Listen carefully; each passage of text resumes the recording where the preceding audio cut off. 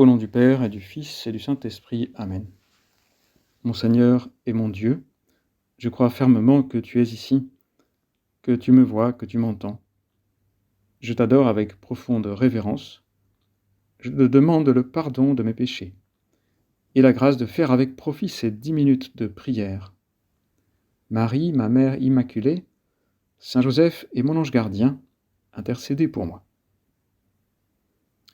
Je ne sais pas si vous avez lu, il y a environ 2 mois, une nouvelle scientifique sur un professeur français qui vient d'être récompensé par un grand prix américain, le Breakthrough Prize, qu'on pourrait traduire plus ou moins par le prix pour une découverte révolutionnaire. Emmanuel Mignot, c'est son nom, a découvert le mécanisme de la narcolepsie, une maladie, dit-il, bizarre, incroyable, mais aussi dévastatrice, dont les patients souffrent terriblement. Les narcoleptiques, environ une personne sur 2000, ne peuvent s'empêcher de brutalement s'endormir en pleine journée. Certains sont même touchés par des paralysies. Alors attention, c'est un trouble très sérieux, c'est pas seulement de la somnolence. Et pour le moment, la plupart des patients sont soignés avec une combinaison d'anesthésiques pour les faire dormir profondément la nuit et d'amphétamines pour les réveiller la journée. Alors il y a 30 ans, ce monsieur s'est dit « C'est incroyable cette maladie. Les gens s'endorment tout le temps, on ne sait absolument pas pourquoi, mais si on pouvait en trouver la cause, on pourrait comprendre quelque chose de nouveau sur le sommeil. » Alors il s'est lancé dans une recherche fastidieuse sur le génome de chiens narcoleptiques, puisque cette maladie est héréditaire chez les chiens, pas chez l'homme. Et une recherche à laquelle au départ personne ne croyait, parce qu'on n'avait pas les moyens qu'on a aujourd'hui sur le génome, mais il a trouvé 10 ans plus tard, en 1999, il a trouvé le gène impliqué. Et la substance produite dans le cerveau par ce gène, qui s'appelle orexine, qu'on a tous, qui permet de tenir contre la fatigue, mais dont les narcoleptiques sont pratiquement dépourvus. Et donc, en donnant un médicament qui mime l'orexine dans le cadre d'essais sur l'homme, les résultats, dit-il, ont été vraiment miraculeux. Les patients ont des yeux différents, ils sont simplement éveillés, calmes, c'est une vraie transformation. Alors d'abord, rendons grâce, toi et moi, au Seigneur pour les capacités qu'il a données aux hommes. On peut vraiment admirer le fruit d'un travail persévérant qui a surmonté des difficultés, de la lassitude. Le travail de l'homme, c'est très noble. C'est même un commandement de Dieu. Saint José Maria aimait citer la Genèse. Le Seigneur Dieu prit l'homme et le conduisit dans le jardin d'Éden pour qu'il le travaille et le garde. Donc ce monde, abîmé par le péché, peut être réparé par un bon travail.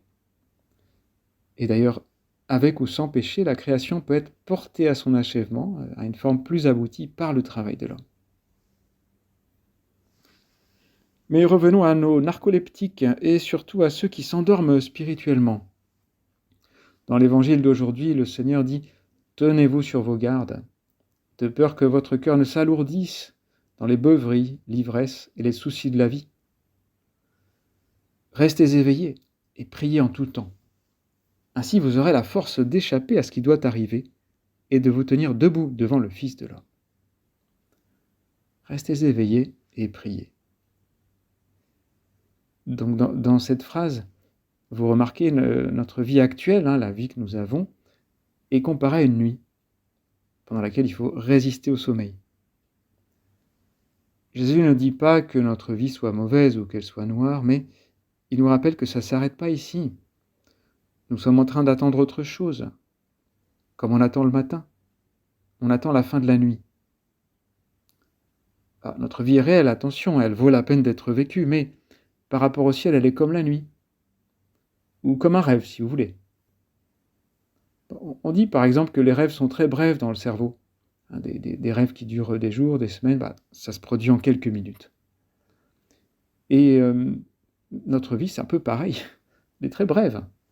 On ne s'en rend pas compte, surtout quand on est jeune. Mais quand on regarde en arrière, on voit que ça passe vite. il est sûr aussi que les rêves sont éloignés de la réalité, c'est de la fantaisie. Alors, on peut rêver, par exemple, d'être à un dîner, de manger beaucoup, et quand on se réveille, on a faim, on n'a rien mangé.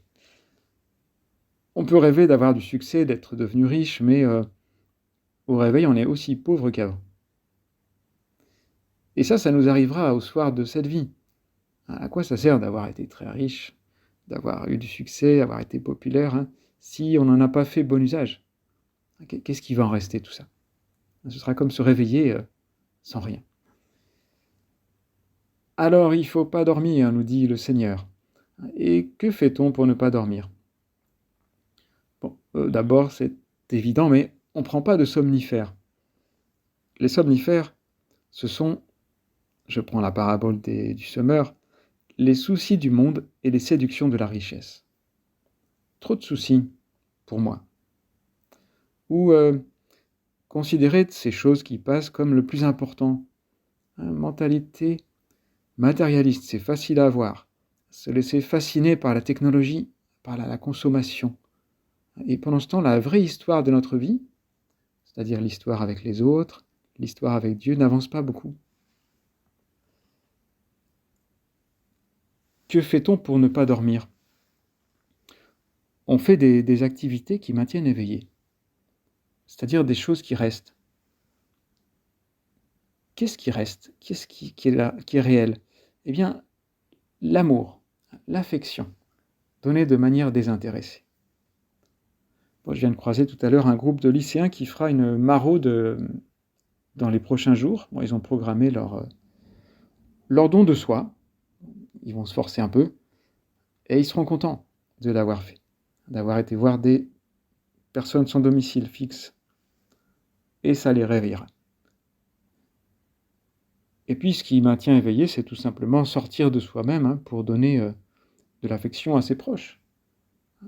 Nous demander, sortir de nous-mêmes, demander comment va ma mère, pourquoi un tel est fatigué, et cette personne isolée dans ma classe, dans mon bureau, est-ce que je lui ai parlé? Qu'est-ce que je peux faire? Pour ne pas dormir, on fait aussi, c'est le mot du Seigneur, on prie. Être un homme ou une femme de prière. Ah, bien sûr, on ne peut pas prier tout le temps, continuellement, mais on peut être centré sur Dieu. Seigneur, nous avons tendance à vivre dans un monde à l'envers. Un monde où Dieu serait comme une petite planète qui tourne autour de moi. Bon, une planète, c'est discret dans le ciel, on peut même ne pas la remarquer. Alors, de temps en temps, je pense à Dieu, je le vois dans un petit coin du ciel. Alors qu'en réalité, nous le savons bien, c'est le contraire. C'est nous qui sommes une petite planète, qui tourne autour du grand soleil, de la lumière du monde, qui tourne autour de Dieu dont nous venons et vers qui nous allons.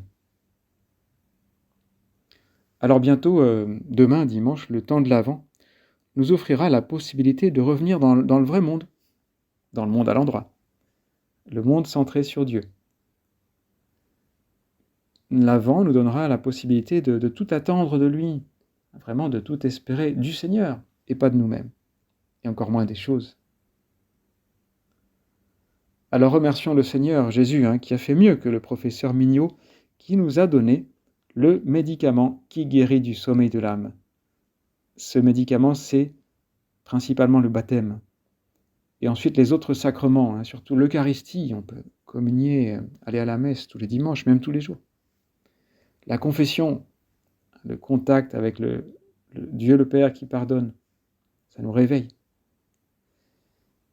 La direction spirituelle, si nous en avons une, de demander à un prêtre ou à une personne de confiance de nous conseiller, de nous accompagner par des conversations régulières qui vont nous aider à supprimer les somnifères et à faire de l'activité physique, spirituelle, un peu comme un garde qui reste debout devant un bâtiment, qui ne monte pas la garde assis et encore moins couché. Le médicament contre le sommeil spirituel, c'est tout ce que l'Esprit Saint voudra nous donner. Alors, je ne sais pas ce que ce sera. Chacun est l'Esprit Saint est plein de sollicitude pour chacun de nous. Il est plein d'inventivité, il fait ce qu'il veut, et spécialement pour ce temps qui s'approche, qui commence demain. Essayons d'être attentifs à ce que Dieu voudra nous faire voir. Que Marie, en ce samedi, le jour où l'Église célèbre souvent la messe votive de la Sainte Vierge, nous aide à rester éveillés et priants.